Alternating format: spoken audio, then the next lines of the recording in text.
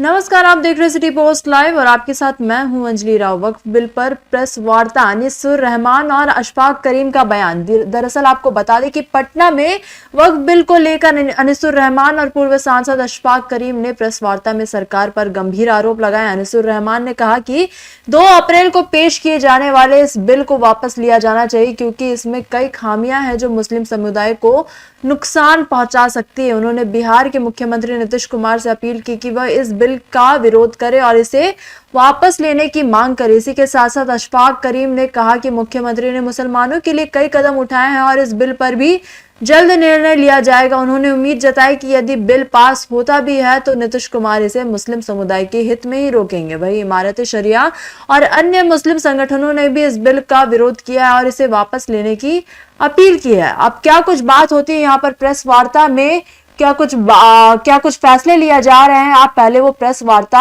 आप खुद ही सुने।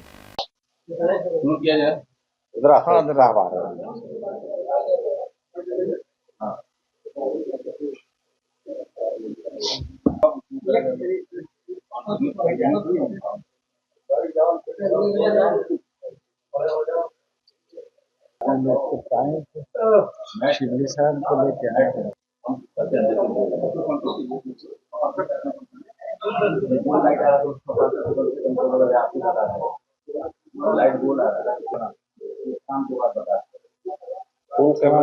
नीचे दिखलवाइए ना। हाँ, देखिए, सबसे पहले तो मैं आप सबका इस्तकबाल करता हूँ कि आप बहुत ही थोड़ी सी मुद्दत पे खबर करने पे आप यहाँ आए। इस वक्त हमारे सामने 2-3 मुद्दे हैं जिन पर हम लोग आपसे बात करेंगे।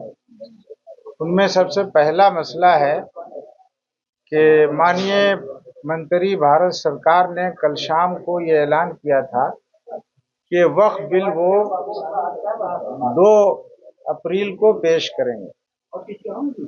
ये बात हम सब के लिए काबिले तशवीश है, इसलिए कि हमारा मुतालबा यह है कि वक्फ बिल 2024 को पेश नहीं किया जाए बल्कि सरकार उसको वापस ले और बिल को बिल्कुल मुस्तरद कर दे, इसलिए कि उस बिल में कई खामियां हैं। खास तौर पर ये बात मैं अर्ज करता हूं कि 1995 और 2013 के एक्ट में ये बात कही गई थी कि जो भी वक्फ की ज़मीन पर, चाहे मस्जिद हो, मदरसा हो, कब्रिस्तान हो, कब्जा किए हुए होगा, चाहे उसकी मुद्दत कितनी हो गई हो, उसके कब्जे को अदालत के जरिए छुड़ाया जाएगा। ट्रिब्यूनल में उसका केस दायर होगा और चलेगा। लेकिन इस बिल में जो 2024 में है, उस कानून को बदलकर जितने कब्जा किए हुए हैं भूमि माफिया, उनके हक में ये कानून बनाया गया है कि जो कोई भी 12 साल या उससे ज्यादा से किसी भी वक्त की जमीन पर कब्जा किए हुआ होगा, वो जमीन उसकी होगी, उसके खिलाफ कोई मुकदमा नहीं सुना जाएगा। तो इसका मतलब यह है कि हजारों एकड़ जमीन, चाहे वो सरकार के कब्जे में हो, लोगों के कब्जे में हो, या मदरसे हो या मस्जिदें हो, अगर किसी के कब्जे में 12 साल से ज्यादा है तो वो चीज उसकी हो जाएगी। इसलिए हम ये कहते हैं कि ये बिल जो पार्लियामेंट में पेश किया गया था पहले भी और फिर ये मंजूरी के लिए पेश होने वाला है, ये एक साजिश है उन लोगों के साथ मिलकर की गई है जो वक्फ की जमीनों पर कब्जा किए हुए हैं और वक्फ को वो खत्म कर देना चाहते हैं। उनमें कई धार्मिक जो है आपत्तियां हैं, जैसे कौन जमीन वक्फ कैसे करेगा, ये एक शरई मसला है। शरीयत ने उसका जो तरीका बताया है, सरकार उस तरीके को बदल नहीं सकती। अगर सरकार ये कहे कि आप मस्जिद का किबला पश्चिम के बजाय उत्तर कर दीजिए, दक्षिण कर दीजिए, तो क्या हम मान लेंगे?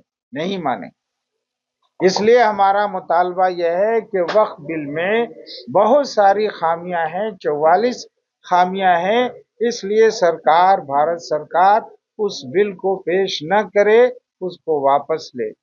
हम इस मौके से बिहार के मुख्यमंत्री और जदयू के नेता माननीय मुख्यमंत्री नीतीश कुमार जी से अपील करते हैं कि वो इस बिल का बिल्कुल समर्थन न करें, हिमायत न करें, और भारत सरकार से ये अपील करें कि वो इस बिल को पेश न करें।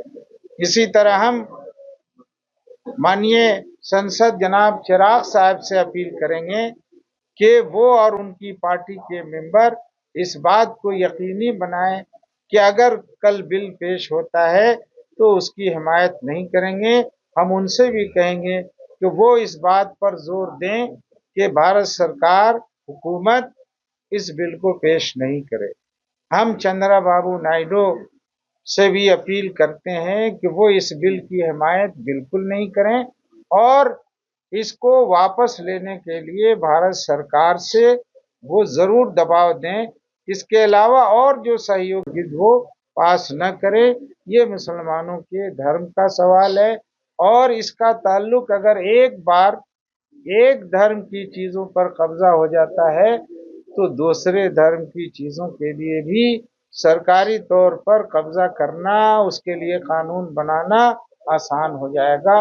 ये एक मुद्दा था जिस पर मैंने ये बात करनी जरूरी समझी और हमारा मौक़िफ़ साफ है। हम बहैसियत अमीर शरीयत इमारत शरिया फुलवारी शरीफ पटना और इस हैसियत से भी कि ऑल इंडिया मिल्ली काउंसिल के हम कारगुजार सदर हैं, आप सब से ये अपील करते हैं कि हमारी ये बातें न सिर्फ भारत सरकार तक बल्कि बिहार सरकार और चंद्रबाबू नायडू और दूसरे जो सहयोगी पार्टियां हैं उन तक आप जरूर इस बात को पहुंचाएं। All India Muslim personal board का भी डेलीगेशन था और भी कोई जिम्मेदार सारे लोग थे। खानकाहों के भी जो सरबराह हैं, जो अमीर हैं, वो भी लोग थे। हम लोगों ने कई बार माननीय मुख्यमंत्री जी से मुलाकात किया। उन्होंने यही कहा कि हमने तो मुसलमानों का इतना काम किया जो किसी सरकार ने नहीं किया।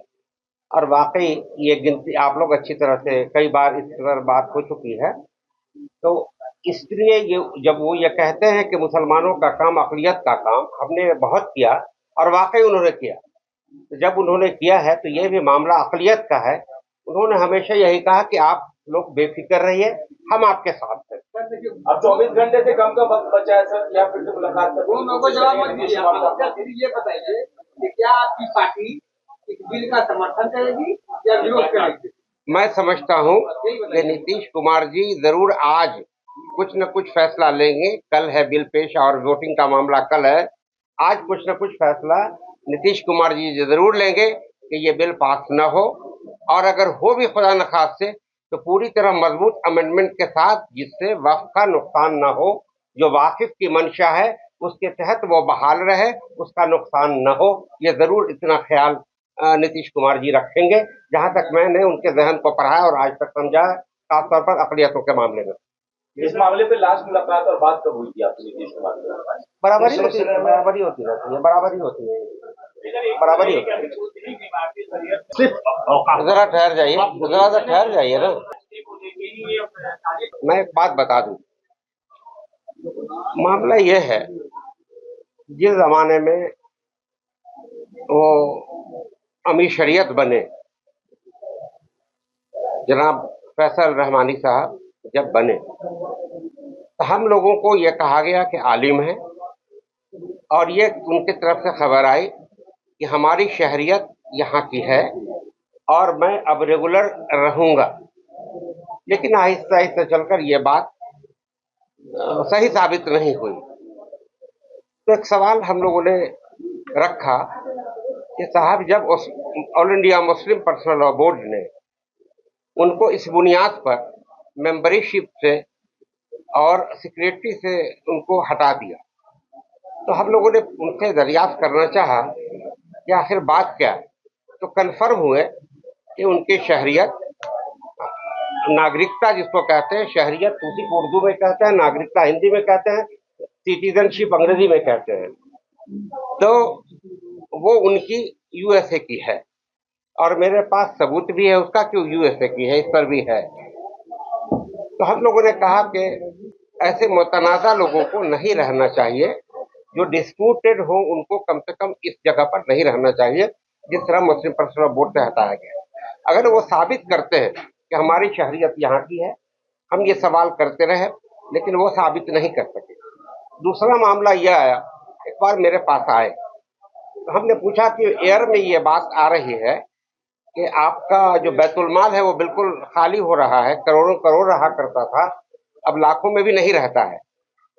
तो उन्होंने जवाब दिया कि मुलाजिम बहुत बढ़ गए, जिसकी वजह से हमने वो पैसा खर्च हो गया।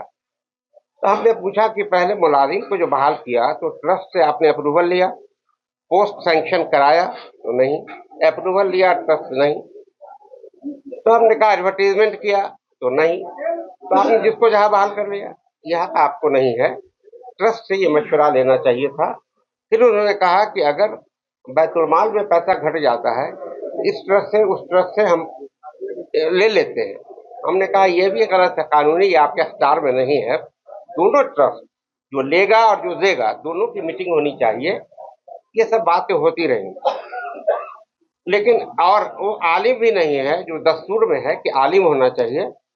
तो ये तीन बात वो आज तक साबित नहीं कर सके और हमने हमेशा ये बात रखी, लेकिन इसका सही कंक्रीट जवाब नहीं दे रहे थे, बल्कि कुछ लोगों से वो हम पर अंगुश चुमाई करते रहे कि अपना दामन देखें। तो भाई जो सवाल है उसका जवाब दीजिए ना, कि आप किसी पर उंगली उठाइए तो ये गलत है। तो एक तो ये काम उनको नहीं करना चाहिए, सफाई जो सवाल है उसका जवाब देना चाहिए। उनको शहरियत का ये साबित करना चाहिए कि हमें हिंदुस्तान की शहरियत हमारी है, सिटीजनशिप हमारी यहाँ की है, हम आलिम हैं, ये उनको साबित करना चाहिए। और ये साबित करना चाहिए कि आप गलत बोल रहे हैं, गलत हम पर लोग इल्जाम लगा रहे हैं, हमारे पास ऑलरेडी इतना पैसा, इतना रुपया करोड़ में जमा है, ये नहीं करके अदरवाइज सवालात कर रहे हैं। ये तो बड़ा गलत है, लोगों को भ्रमित कर रहे हैं वो। अब मेरे खिलाफ कभी न कभी कुछ खास तौर पर मेरे खिलाफ आता रहता है, ये गलत है। और दूसरी बात कि वो राजद से अटैच है, हम लोग जदयू से अटैच है, मान लीजिए, तो हम राजद से अटैच हैं, ये बात बिल्कुल सही है। तो आप कहते हैं कि ये इसलिए किया जा रहा है कि नीतीश कुमार जी के अवतार को हम लोगों ने बाइकाट करने के लिए कहा, इसलिए ये सब किया जा रहा है। भाई आप सीधा सीधी कहो ना कि यहाँ पैसा है, रुपया इतना है, हमारी शहरियत यहाँ की है। ये भटकाने की बात जो कर रहे हैं ये गलत कर रहे हैं। एक अमीर शरीयत को या उनके लोगों को ये बात नहीं करनी चाहिए थी। और बहुत बातें लोगों में गलत गोई उन्होंने फैलाने का काम किया हम लोगों के खिलाफ। बड़ी मजबूती से एक बात कहना चाहते हैं कि जो राजद से अटैच है वो सुबुकदोश हो जाएं, हट जाएं सारे ट्रस्टी, तो वो हट जाए, पूरे जो वोट देते हैं अमीर शरीयत को चुनने के लिए उससे वो हट जाएं, शूरा से वो हट जाएं, और जदयू के जो लोग जुड़े हुए हैं वो सब हट जाएं। एक बड़े उलमा कराम के हाथ में हमारा शरिया को दे दे, न जदयू के लोग रहो न राजद के लोग रहे आप, और आपको तो ऐसे ही हटा दिया गया, आपको तो खुद से हट जाना चाहिए था। हम अपने दावे को वापस ले लेंगे, आप हट जाओ, हम हट जाते हैं। आप एक उलमाओं के हाथ में दे दो हमारी शरीयत। अगर भाई मैं इतना ही बोलिए सर, खुल के तो कह रहा हूँ कि चोरी या डकैती का मामला नहीं है। जो लोग सरबराह हैं वो कहाँ खर्च किए, आज कितना है वो सबूत दे, मैं ये कह रहा हूँ। एक मिनट, 9 अक्टूबर 2021 को सरकार ने कराया था, लॉ एंड ऑर्डर वो मेंटेन करती थी, लॉ एंड ऑर्डर तो सरकार के पास था, लेकिन जो वो यकीन किया हम लोगों ने यकीन किया उनके कहने को कि जो आदमी अमीर शरीयत के लिए आ रहा है वो तो सही बोलेगा, वो यकीन किया हम लोगों ने। डॉक्यूमेंट नहीं आप लोगों ने, ये जो भाई अब इसके लिए भी अब ऐसा है कि ये लोग नहीं डॉक्यूमेंट नहीं मांगे, उन्होंने कहा उस पर यकीन किया हम लोगों ने। ये तो सही बात बोल रहे हैं ना, उनका सिटीजनशिप इंडियन नहीं है, वो आलिम नहीं है। ट्रस्ट से उन्होंने जो भी आमद व खर्च किया उसकी मंजूरी नहीं ली। ये सब तो कानून के खिलाफ है, इसलिए इन लोगों ने उनके खिलाफ प्रस्ताव पास किया और उनको अमीर शरीयत के पद से हटाया। अब आप भी लोग सोचिए कि जो आदमी अमेरिका का शहरी हो वो यहाँ के लोगों का अमीर बन जाए और वहाँ वो मुलाजमत भी करता हो एक कंपनी में, ये ऐसा कहीं हो सकता है? नहीं हो सकता। वो भी दावा कर रहे हैं।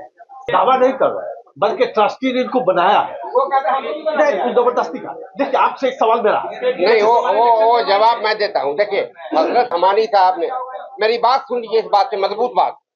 मौलाना हजरत मोहम्मद वली रहमानी साहब रहमतुल्लाह अलैह ने ट्रस्टी बनाया। ट्रस्ट उनके जमाने में बना, उन्होंने ट्रस्टी बनाया और उन्होंने कि जितने भी क्या कहते हैं ये शूरा हो वो बनाया उन्होंने, और जो भी हॉस्पिटल का या टेक्निकल इंस्टीट्यूट का था ये सब उन्होंने ही बनाया था, उसमें मैं शुरू से हूँ। लेकिन मैंने उनसे कहा था, जब उनकी उम्र हो रही थी तो मैंने कहा कि आप अपने साहबजादे को नायब अमीर शरीयत क्यों नहीं बना देते हैं? तो उन्होंने कहा कि नहीं आप गलत कह रहे हैं, और इसका सबूत है कि उन्होंने अपनी जिंदगी में अपने किसी बेटे को इमारत शरिया का एक मेंबर भी नहीं बनाया। ये इस बात का हर आदमी, हर बाप अपने बेटे को जो सलाहियत का होता है उसमें आगे बढ़ाता है, लेकिन उन्होंने एक मेंबर तक नहीं बनाया अपने बेटे को अपनी जिंदगी में, और उन्होंने हमें मना कर दिया नहीं ये मत भूलिए। अब इससे ज्यादा हम क्या कहें।